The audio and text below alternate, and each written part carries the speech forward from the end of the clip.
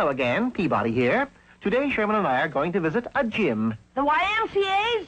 Mother Bowie's. Never heard of it. Not it, him. I still Never don't... mind. Get into the Wayback Machine. As I was saying, today we are going back to Mississippi in the year 1825, and we shall visit the legendary James-Bowee, who created the Bowie knife. In less time than it takes to tell, we found ourselves on the main street at Biloxi, Mississippi, facing a somewhat ornate-looking restaurant. Bowie's Beanery.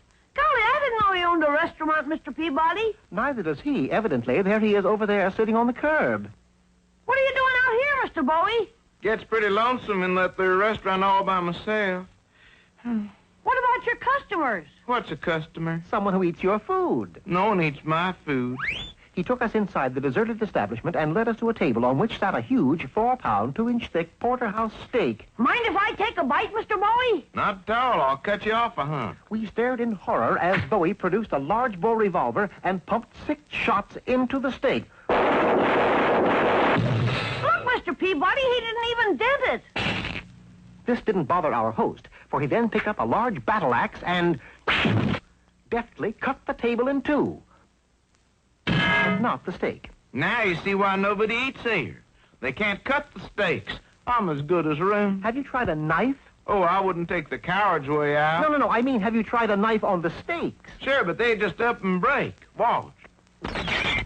What you need is a knife stronger than any in the world. Yes, a Bowie knife. Wouldn't do no good less than I can get it by dinner time. I got a steak eaters convention coming in here, and if they don't eat, I'm bankrupt. Then there's no time to lose. We dashed across the street and into a general store. Knives? What kind of knife? What kind do you have? Big and small and sharp and dull and... This knife must be very unusual. Only one like that is a factory reject. It's too big, too heavy, and too sharp. Here it is. What he held up was to become famous as the Bowie knife. What'll you give me for it? A nickel? Suddenly, an unexpected voice rang out from in back of us. A dime! He's trying to outbid us, Mr. Peabody. He wasn't the only one. Half a buck. $1. Yes, we were in the middle of a spirited auction. $2. 3. 4. 1,000. Why do they want the knife so badly? Well, that's quite obvious, Sherman. The little fellow is named Jack. He wants it to be called the jackknife. The portly fellow in the middle is named Pen. He wants it to be called the penknife. Who's the man on the end? Mr. Butterfield of the Butterfield stage line. He wants to call it a butter knife? No, he wants to call it a fork. Well, why? He's the village troublemaker. Just then, Bowie made his final bid. $6,872. Sold. Congratulations, Mr. Bowie. You now have your knife. I will have if I can borrow some money from either of you. You mean you don't have $6,872? Well, not quite. I got a nickel, though.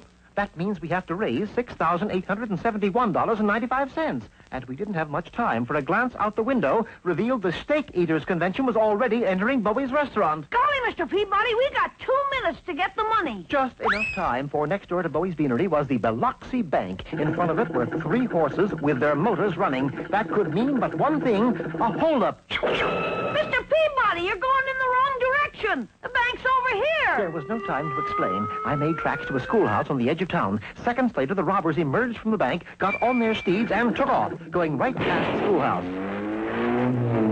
I thought it would be fitting and proper if they would be told off. So, cutting the school bell...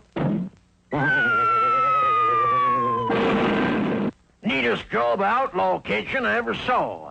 Here's your reward. $10,000. All we need is $6,871.95. The remainder goes to the school bell fund. And so the school got its new bell, the storekeeper got his money, Bowie got his knife, and the steak eaters were able to cut their steaks. Thanks, Mr. Peabody. I owe it all to you. Poor Mr. Bowie having to lug those heavy steaks. Yes, as you can see, it had a damaging effect on his legs. My gosh, he's bow-legged. Bowie-legged, Sherman. Oh, Bowie, Mr. Peabody. Touché, Sherman.